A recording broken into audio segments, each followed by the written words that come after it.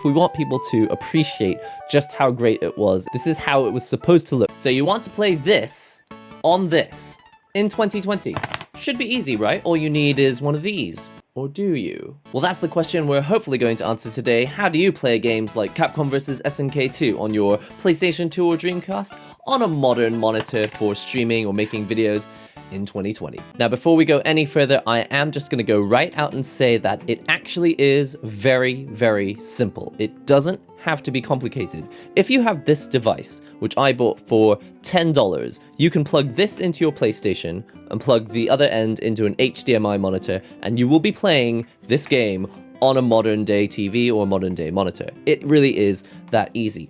But, and there's a big but, when you plug it into your TV, it's going to look like this. Now, this is slow motion, but sped up. This gives you, or may not give you, but it gives me a bit of a headache because it's flickering very, very quickly, like 60 times a second or 30 times per second. And this is because consoles like the PS2 would show you half the picture for like a fraction of the second, and then a fraction of a second later, they'd show you the other half of the picture, and we keep flickering back and forth. And on old CRT TVs, which are very difficult to come by now, you didn't really notice stuff like this. Well, if you want to avoid that flickering issue that gives you a headache and will probably give a headache to the people watching your stream as well, or if you're not playing on stream, it's just going to give you a headache while you're playing the game, there are plenty of other options, and this is why retro gaming is a bit of a rabbit hole. You think that this is going to be simple because of something like this, but then just step by step by step, you realize there are more and more things that you want to fix until you've got like the perfect picture. Well, I don't know if it's going to be the perfect picture, but I'm going to offer you 3 different solutions today. One is to play this game, Capcom vs SNK, or games like it, on your PlayStation 2, or on a Dreamcast, or through computer emulation. Now, I don't actually have an emulator set up, but essentially an emulator is probably going to eliminate all of these problems. So this video is specifically for people who want to go the legitimate route and do it all on a console. Although I'm pretty sure that by most legislations, emulation is actually not illegal, but either way, if there's a situation where you need to be using an actual console to be playing maybe at the exact precise speed that it was supposed to run, stuff like that. These are the options if you are going to use a console, like a PS2 or a Dreamcast. So let's start with what I think is probably the cheapest option to get a PlayStation 2 into your HDMI monitor, which is the most common plug for a monitor or a TV these days. This is the device that was recommended to me by people who have been playing Capcom vs SNK in tournaments and kind of professionally for quite a long time, and it's a very cheap device. It's called PS2 to HDMI. In fact, there's a large number of companies that seem to make this, and some of them sell them for $20, some of them sell them for $10. There's only really a couple different versions of it, and it's difficult to know which one you're going to get. Most PlayStation 2 games were able to output 480i, which is the resolution, and component output, so not RGB. And as far as I can tell, most of the versions of this can run 480i on component, which is what we're running today. Alright, so let's start with the footage from this, the PS2 to HDMI. It costs like $10, you plug this into the back of the PS2, and you get an HDMI cable coming out the back. I've got 2 different pictures up here. The top one is what's recorded by my Elgato HD60 video capture device. And as you can see, it's got some really weird sort of combing effect. Now, there are some major reasons why you might want to choose this. It's very cheap for $10, plugs straight into your monitor, and if you want to play it on live stream or on video, you can also record it. The main downsides to this device are that it's going to look a bit like this. I don't know what this is called. It's like a combing artifact as a result of the fact that the picture is sending you half the image first and then a split second later the other half the image. What you would normally see when you record things at the wrong frame rate, usually see like this ghosting image where you see half the image being recorded and the other half of it being caught up like this. The horizontal lines like this, half of them are being sent first and the other half are being sent with the other image. So when this issue is present, it's just much more obvious to the viewer, because if you don't see this weird combing effect, often viewers can't even tell that there is an issue. So as I go frame by frame through this, you can see half of the image goes there first and the other half has to catch up, and it's the other set of lines that didn't quite make it, until it's just like this blurry mess and you can't see anything. It's just very distracting. It just looks low quality as well, and you're like, this is definitely not how it looked in the arcades. And that's a shame, because it's a game that I enjoyed as a kid. It makes no sense to go back to a game that I used to enjoy and enjoy it less than when I enjoyed it as a kid. It's like, it's just because I'm not seeing the actual correct picture. And the people who watch your live streams as well, they're going to be like, oh man, old games look terrible. It's like, they didn't look terrible.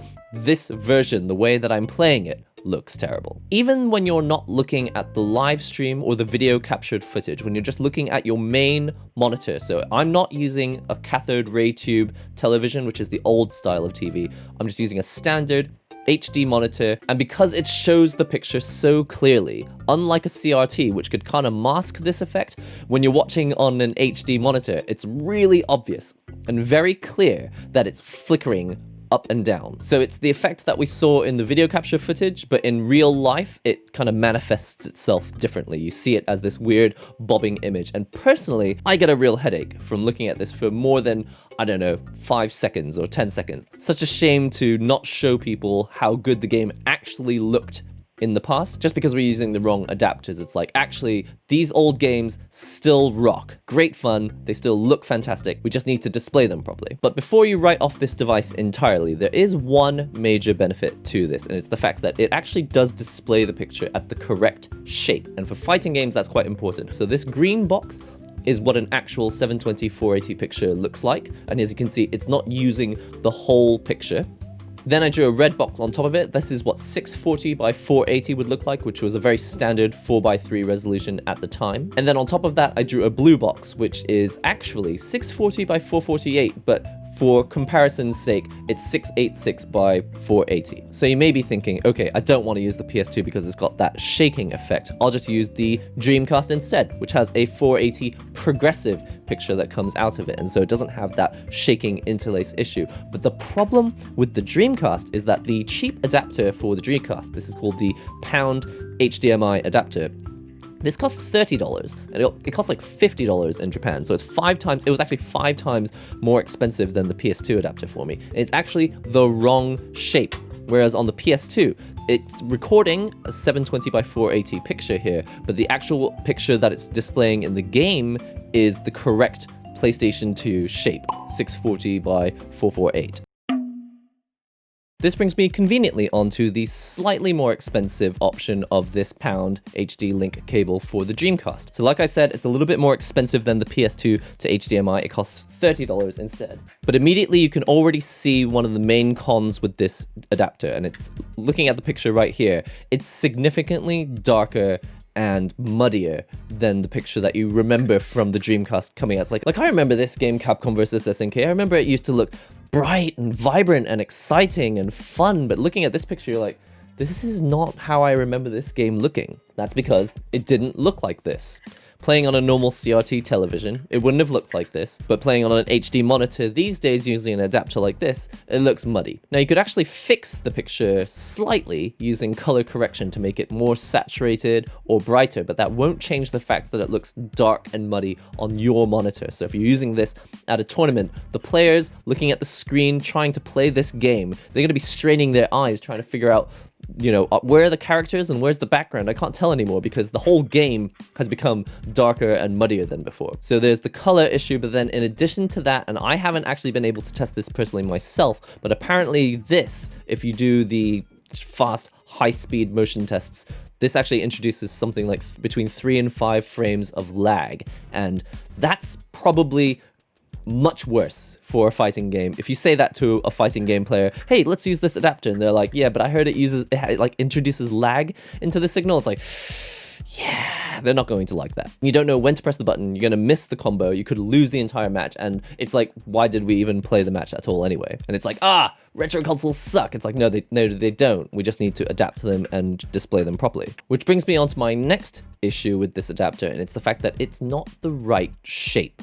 Now, I'm recording this at 720 by 480 through the Elgato HD60, but on my computer monitor and in the stream, it's the wrong shape. If it were to stretch the whole picture to 720, so it's actually way too wide for what the original game looked like, it would look like the green box there, but it's not. It's smaller than the green box, so maybe it is the right shape. But then if you go a little bit further, see this red box that I've put in the middle? This is what it would look like if the game was 640 by 480, which it also isn't. It's not 640 by 480, and it's not 720 by 480, so what shape is this picture? So I just drew a separate box on top of that, and it turns out this adapter is showing the game at 673 by 480? 673 by 480 is almost almost the same size as the picture that comes out of a PS2, except this isn't a PS2. So if the original image wasn't the same size as a PS2, why is it showing it at a size that's a bit like a PS2? Well, you'll have to double check me on the information here, but I think an extra problem that comes with the Dreamcast is that when the Dreamcast and the monitor don't know what resolution is being sent to it, the problem is that the Dreamcast actually sends out a 720 by 480 picture, and inside that 720 by 480 picture, it's sending a 640 by 480 image. So depending on what the Elgato thinks it's reading, which is 720 by 480, then this is what 720 by 480 should look like, and the image inside this box should be this shape, this red shape, 640 by 480, but it's not, is it? Just for kicks, in case maybe this cable thinks it's sending out a 640 by 480 image, I set the Elgato to record at 640 by 480, and this is what happened. So I'm pretty sure this game is meant to be sending out at 640 by 480, but with the Elgato set to 640 by 480, we get a 596 by 480 picture coming out, and just for reference, this is what a 720 by 480 signal actually looks like. So let's regroup for a second. We've started off with a PlayStation 2 and a $10 adapter, and this got the picture into the monitor and into our game capture device so we could live stream, we can make videos, and we can play the game. But the picture gives me a headache, and on the live stream it looks really, really weird, and I think it'll also give people a headache. So $10, not perfect. So after that, we moved over to the Dreamcast, which has a 480p signal instead of an interlace signal. So we don't have any of the interlace bobbing and shaking, and we're not hurting our heads and getting a headache just from playing the game. But the cheap device that we have for this is $30, so more expensive than before. And the image is dark, it's muddy, it's apparently got lag as well, and really annoyingly, it's like the wrong shape. I don't even know what shape is coming out of it, and it's not just that it's the wrong shape, it's actually missing information. Apparently, devices like these scan the image, and instead of taking out the pixels one by one like this, it's scanning through the image, it's taking out some of the pixels, it's just missing entire lines of image. So it's like not even something you can stretch back into the correct shape, it's just there's missing information.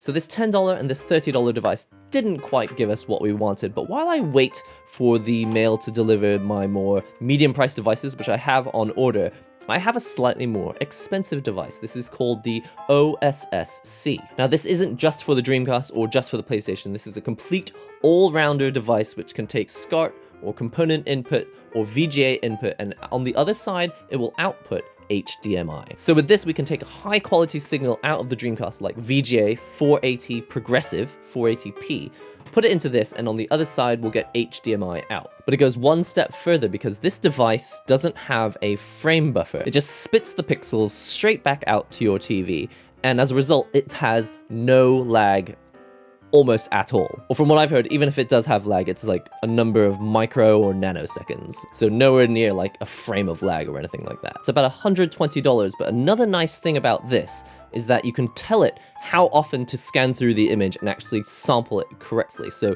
the issue that we were having with the pound cable, where it's like actually skipping information and sending us a picture which looks kind of squished, it's not actually squished, it's just missing lines of information. You can set this device to actually scan at a different rate and actually read and show us all the information. At least that's what I've been told. So I figured if I want a device that doesn't involve opening up the Dreamcast and soldering new parts to it so that it can output HDMI, which does sound fantastic, and one day I'd love to do it. For now, I thought I'd try out this thing, the OSSC. And the benefit, of course, is that even if you're not using it for your Dreamcast, any VGA signal or component signal or SCART signal, you can use this for like 1,000,001 different things. So this is a really handy device to have around, apparently. Now, it's entirely possible that I haven't got all the settings correct. I'm still not 100% sure how to use everything in this device, but it does seem to be doing what I wanted it to do. I certainly don't recommend bringing this along to a tournament because you won't be able to set this up like in a few seconds. It's not just plug and play. You do have to set up a few things to make sure that it works correctly, and also it's kind of pricey. So when I set my capture card to 640 by 480, this is the picture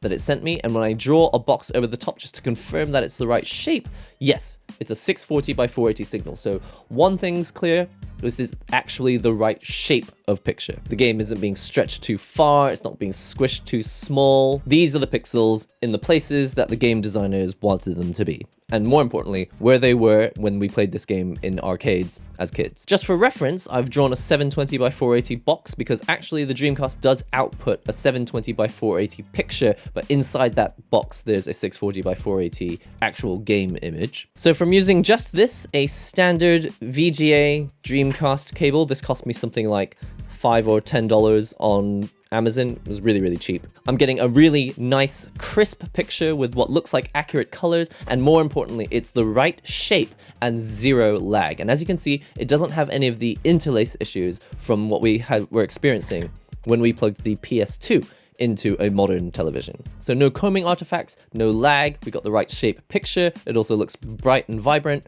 This is perfect, right? Well, this device can actually go one step further. Even though it doesn't upscale to a higher resolution, it can double the amount of pixels in the image so that it shows at a different resolution. So if you're live streaming at something like 720p or 1080p, you're not gonna want a 640 by 480 image, right? You're gonna want a slightly bigger image than that. So the OSSC is now sending out a line doubled image, which is 960p. It's not upscaling to a higher resolution, it's just doubling the amount of information coming out of here. And as a result, we have a nice crisp picture at 1280 by 960, which is being read fine by my Elgato. My other option would be to just take the 640 by 480 image, so a smaller image like this, and actually just stretch it out using something like OBS while I'm live streaming. By comparison, this is 960p, and this is a 640 by 480 picture, which has been stretched out. I mean, this is not a very scientific test, but I can kind of tell that the 960p image is sharper. Again, this is not super scientific. I would have to make sure that I pulled all the sliders perfectly the right shape and all that. Well, since I have the OSSC, I figured just for kicks, why don't we try plugging the PS2 into the OSSC as well, right? Maybe it can fix some of the issues that we had with 480i when it was going into this cheap adapter, the PS2 to HDMI. Well, the results were not perfect, and I'll show you. So just so you can see, I'm pretty sure that this image coming out of this SCART cable is 720 by 480, and when I plug it into the OSSC and record at that resolution, I get a 640 by 480 box, would be this shape, but then when I drew a 640 by 448 box over the top of it, which is apparently the correct shape for PS2 games, it is actually exactly the right size. But now I'm really confused, right? Because what resolution am I supposed to be playing this game at? So for what's meant to be the exact same game, PlayStation 2 and on Dreamcast.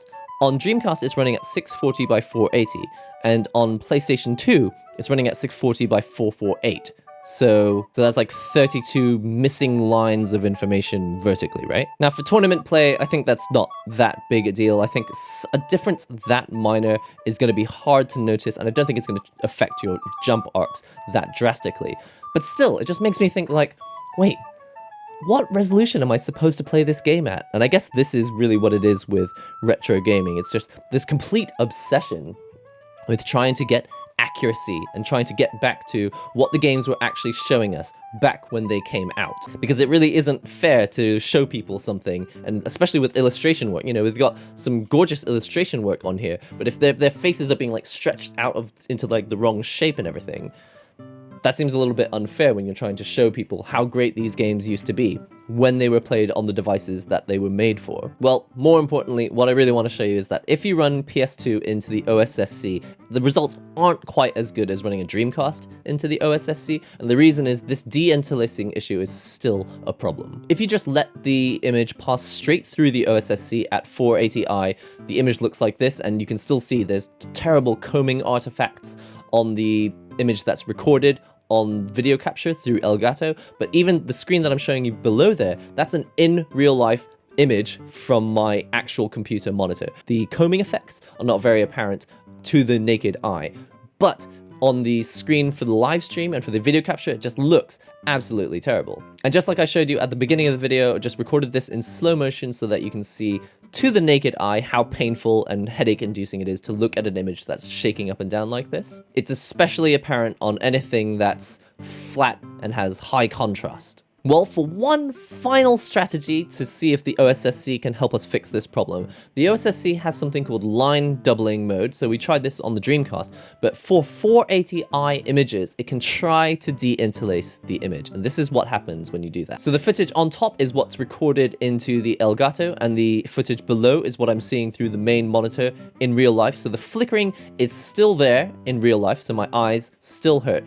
and then the footage that I recorded through the Elgato, it's got rid of the combing effect, which is nice. So it doesn't look as low quality because it got rid of that comb artifacting, but it is still shaking. So this Bob de-interlace thing has kind of helped for the stream image, but the image that I'm still looking at on my monitor still kind of hurts my eyes. And in addition, it adds this one really weird thing where if you check out the zebra pattern stripes on the ground, you can see that as Sakura is like jumping about, they kind of bounce around a bit. I contrast this with the real life footage. This is recorded from a camera pointed at the monitor. And as you can see, it's not as pronounced, not as obvious. And since it's being recorded at 60 FPS, it's not very clear how bad the screen shaking is there through the real camera. But just so you can see, through the OSSC as well, it's still got, in real life when I'm recording with my iPhone, just in slow motion, it still has that headache-inducing shake. Well, at the end of the day, really all that trouble was so that we could play this game, Capcom versus SNK, at the right shape, with the right picture quality, and with no lag. And really, I think probably a lot of people will be fine playing with lower picture quality just as long as there's no lag. But personally, I just wanted to make sure that I have none of that headache-inducing, that bobbing up and down really bothered me. And I want to be able to play this game with low lag and with good visuals, and we've got it now. So I think that obviously there are options like going through emulation. If you happen to be able to bring a computer with you to a tournament and you don't mind running your tournament through an emulator and a ROM, definitely you won't have to go through a lot of the issues of using devices to get images that are compatible with video capture software and all that. But if for whatever reason you're unable to use an emulator or ROM at your event, then I hope this information was useful to you. This is slight overkill. It's not really expensive, but it might be a little bit complicated for what you're trying to use. And I think especially at something like fighting game events and tournaments, you don't want to have anything complicated that could potentially break. And look, this doesn't even have like a fully encased body. It's like, this is the sort of thing that you set at home and kind of forget about it, but it does function. So if you understand how it works, then you could well bring this along to your event and be using it. But definitely for events, something like this, even though it does bob up and down and looks horrifically ugly and it gives me a headache, it's $10. It does plug straight into HDMI, and it's unlikely to break, and even if it does break, you could buy a few more of these. But myself personally, I will be playing on my Dreamcast because I love the clarity of the picture. I mean, just look at this picture quality. It looks stunningly sharp. There's no lag, it's the right shape and everything. I'm just really happy about the way it plays right now. And actually in a future video, I'll probably show some footage of how I modified this stick. I had to do a bit of drilling. It wasn't too difficult, but there was some drilling involved to get this arcade stick. It's a Sanwa JLF, and it feels a zillion times better than the stock arcade stick lever that comes with the Dreamcast arcade stick. So I will make a video in the future showing some footage of how I was able to drill into it. And I think the next thing I want to do is now that I've managed to drill this out, I want to drill out some holes here so I can put gamer finger buttons in here or Sanwa buttons. Feels really good to have a setup that is low lag. It is being played on authentic Dreamcast hardware. It has good visuals. It's not the wrong shape, and it doesn't give me a headache. And also, if I live stream it, it doesn't have weird combing artifacts that don't look anything like the original game. I really think that if we want people to appreciate how good this game, because this game is from 20 years ago, I think if we want people to appreciate just how great it was, it's really important to show people how good it is capable of looking. And this is how it was supposed to look. And of course, on an original CRT monitor or CRT TV, there would have been scan lines as well, and I can put scan lines in, but I'd rather not, because generally playing on modern day TVs, scan lines just kind of make the whole picture just look dark. They don't actually look like real scan lines. But anyway, that's all for now. I hope you've enjoyed this quick look at some of the cheaper, slightly less cheap, and then the quite a bit less cheap options like the OSSC.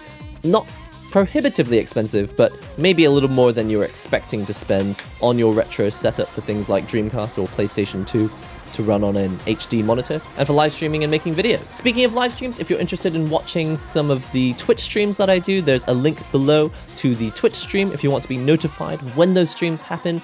I usually put a notification, and sometimes I put up a photo as well on Twitter, so you can follow me on Twitter. Link's also below, and another link is also below for the Discord group, where you can come and hang out, talk about arcade sticks, talk about emulation, talking about devices that plug retro consoles into TVs, gear, Japan, art, all those things in the Discord. And if you're not already, remember to subscribe to this YouTube channel, and I'll see you in the next video and or live stream.